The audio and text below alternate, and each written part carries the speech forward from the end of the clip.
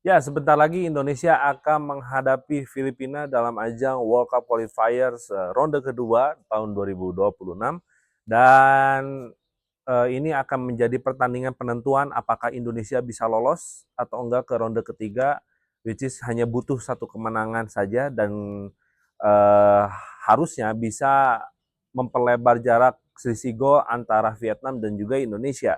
Nah, bagaimana pembahasan selanjutnya? Yuk kita bahas dan ini jurnal gue.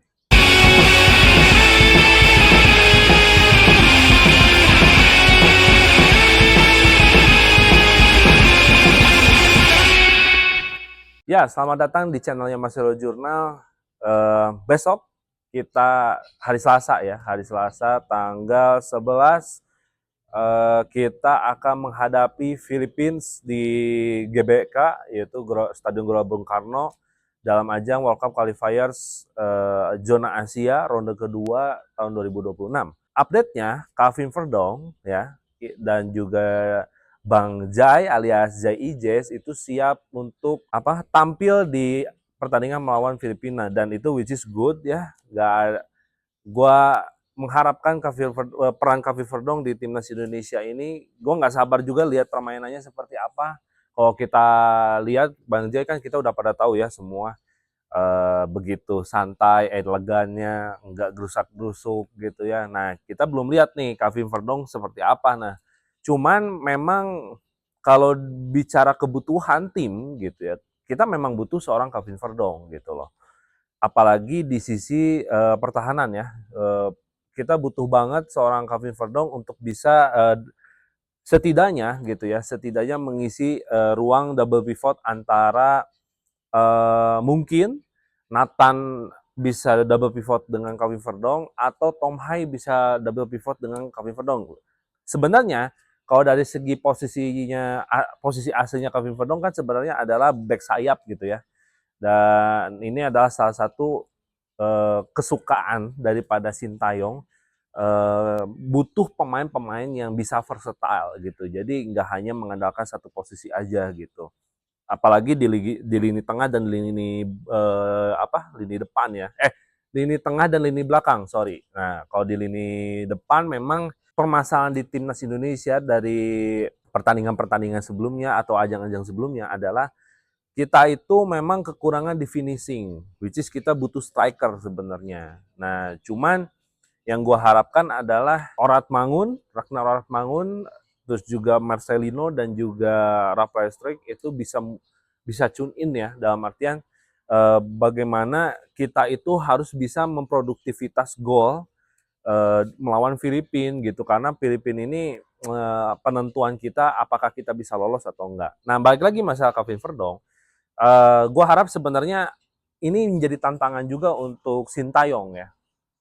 Kalau memang Kevin Verdong dimainkan gitu ya, apakah nanti skemanya akan berubah bukan 3-4-3 melainkan 4-3-3? Nah, ini yang apa ya masih pertanyaan bagi gue gitu. Karena kalau misalnya menurut gue pribadi ya, Kevin Verdong kalau misalnya main gitu ya, itu kemungkinan besar akan dengan Indonesia akan memakai formasi 4-3-3 atau 4-5-1 gitu loh. Berarti kan Ragnar Oramangun dan juga Marcelino itu akan apa ya istilahnya akan ditarik agak ke belakang, which is hanya satu striker tunggal aja, Rafael Strike dan juga Nathan dan Kevin Verdong ini bisa menjadi double pivot di 4-5-1 gitu loh. Atau mungkin 4-3-3 gitu. Kalau 4-3-3 kan kemungkinan besar Kevin Verdong itu murni sebagai DM dan Nathan agak ke depan menemani Tom Hai gitu loh. Makanya ini yang menjadi tebak-tebakan lah buat kita gitu. Apakah Sintayong akan merubah skema formasinya atau enggak? Ya kita tunggulah di pertandingan besok. Tapi kalau gue pribadi sih, menurut gue gitu ya, mungkin ada kemungkinan besar skemanya dirubah. Bisa ke 4-3-3, bisa ke 4-5-1 gitu. Which is itu akan menjadi bukan 4-5-1 ya, sorry, 4-2-3-1 gitu.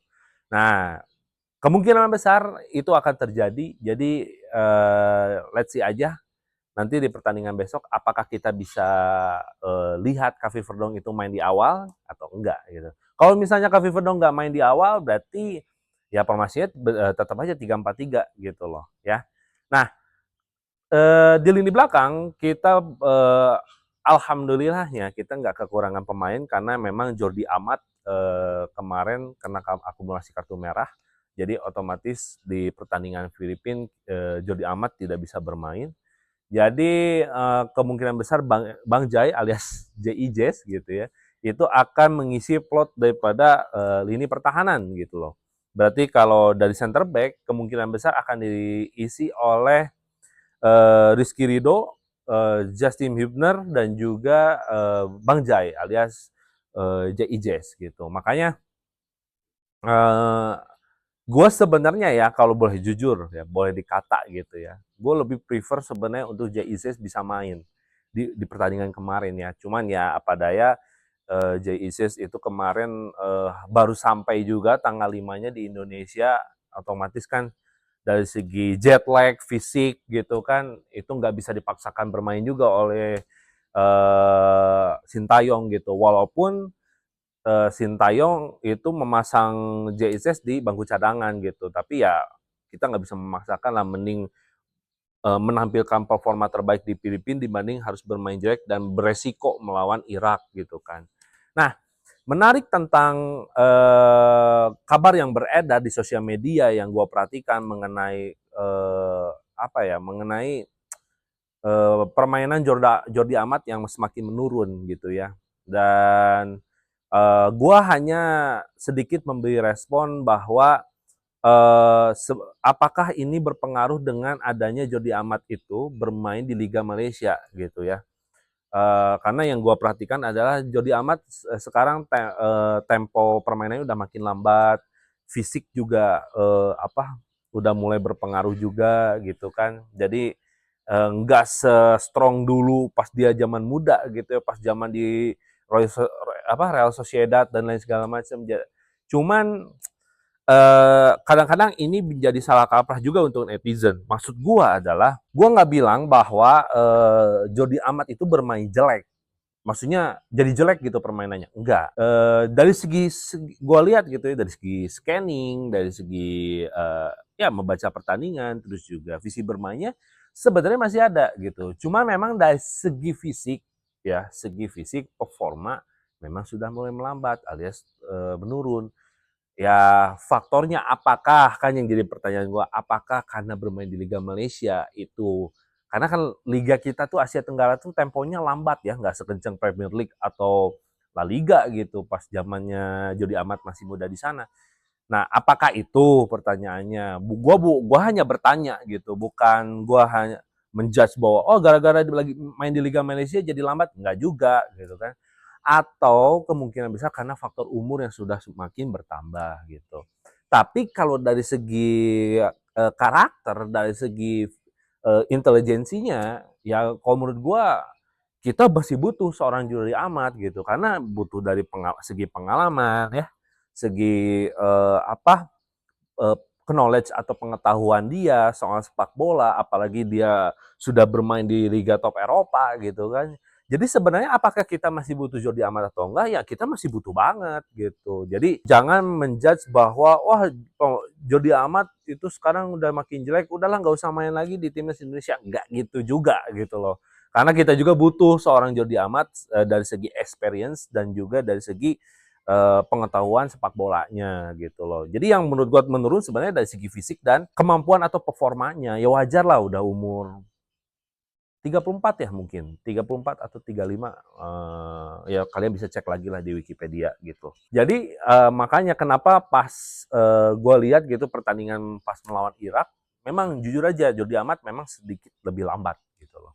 Which is ya itu nggak masalah karena kita sekarang udah punya JISS gitu, yang mungkin nanti bisa di-mentoring sama Jordi Amat ya kan, begitu jauh lebih baik lagi gitu. Kalau gua pribadi ya melihat dari sisi serangnya Indonesia, ketika melihat pertandingan melawan Irak, Marcelino itu menurut gue pribadi ya, kayaknya kurang nyaman di sayap kanan gitu. Tapi mungkin itu hanya in the first time-nya dia gitu. Jadi maksud gue dia butuh waktu untuk bisa menyesuaikan atau beradaptasi gitu loh. Karena menurut gue kalau misalnya Marcelino itu ditarik ke tengah, menurut gue itu udah terlalu penuh, kecuali kalau Nathan, Calvin Verdong, atau Tom Hay salah satu dari mereka itu ada yang nggak main, mungkin bisa gitu. Cuman kalau memang tiga-tiganya main, menurut gue ya Marcelino mau nggak mau harus ditarik lebih ke depan lagi, apalagi di sisi sayap gitu. Itu sebenarnya sudah kita lihat. Kalau gue ini mungkin ya, mungkin prasangka gue gitu. Gue tuh ngelihat Marcelino itu hampir sama cara bermainnya seperti Bruno Fernandes gitu loh. Ya, jadi dia itu bisa menjadi second line untuk bisa mencetak gol, ya, opsi second line, dan Marcelino itu sering melakukan hal itu padahal kan dia bukan murni striker, bukan dia kan peran dari murninya gitu kan. Dia itu kan menjaga tempo permainan sebenarnya, terus juga melakukan umpan terobosan gitu kan. Nah, itu sebenarnya kan peran-perannya Bruno Fernandes yang sekarang lagi dicoba oleh Erik ten Hag untuk di sisi kanan. Nah, ini Marcelino pun sama, dicoba juga di sayap kanan. Nah, makanya gue agak inget aja flashback gitu di pertandingan MU kemarin gitu. Kayak kok Marcelino perannya hampir sama nih kayak Bruno Fernandes. Jadi Marcelino itu sebenarnya bukan untuk cut inside gitu, ya. Tapi bagaimana dia bisa mencari ruang kosong dari sisi tersebut. Sebenarnya itu tujuannya. Dan bagaimana dia bisa membuat sebuah peluang dari tendangan flashing gitu kan, terus juga dia bisa membuat crossing gitu. Nah, makanya ini sebenarnya fungsi dari Marcelo Ferdinand untuk di sisi sayap kanan gitu. Dan harapan gua sebenarnya ya ini sih sebenarnya PSSI itu tinggal cari striker sebenarnya, karena kita tuh kekurangan striker ya. Kita nggak bisa 100% ngandalin Rafael Struijk gitu. Memang dari segi intelligence, dari segi IQ memang top lah Rafael Struijk itu. Dia bisa membuka ruang untuk pemain-pemain lain, dia bisa nembok gitu kan untuk duel dengan back lawan gitu dan bisa untuk holding bola. Memang sebenarnya ini Rafael Struijk itu bagus gitu dari sisi itu. Cuman kita butuh finisher gitu. Makanya gua harap gitu ya, katanya isunya katanya mau oleh Romeni atau siapapun itulah. Gua harap Indonesia lebih mempercepat lagi untuk mencari pemain-pemain yang bisa dipasang di posisi striker gitu. Untuk Philippines yang harus diwaspadai adalah sebenarnya nggak jauh beda ya. Gua tuh kadang-kadang kalau misalnya mau membandingkan gitu, Filipina, Vietnam, Thailand, atau negara-negara Asia Tenggara lainnya, sebenarnya pola permainannya sama, temponya tuh sama, lambat gitu kan, long ball gitu kan. Cuman yang harus diwaspadai ini juga Filipina di apa di bareng bukan di bareng ya, sama gitu keadaannya dengan Indonesia. Bahkan menurut gua proses naturalisasi pemain-pemain Filipina itu jauh lebih cepat daripada Indonesia. Kalau nggak salah 22 pemainnya Filipina adalah pemain-pemain naturalisasi. Dan tapi ya balik lagi ya, kalau untuk masalah chemistry gue lebih pede sih Indonesia akan jauh lebih baik dibanding Filipina gitu. Dan gue juga lihat interviewnya pelatih Filipina, mereka mengatakan dia mengatakan bahwa sekarang Indonesia menjadi apa ya, kekuatan baru lah di Asia Tenggara. Menurut gue sekarang ya Indonesia menjadi nomor satu lah di Asia Tenggara. Dan kemarin juga walaupun kita kalah lawan Irak, tapi dari segi permainan kita luar biasa gitu ya. Masih enak untuk ditonton walaupun babak kedua buyar gitu kan karena kartu merahnya Jordi Amat. Ya pelatih Filipina sempat memuji, which is memang sebenarnya Filipina mengakui.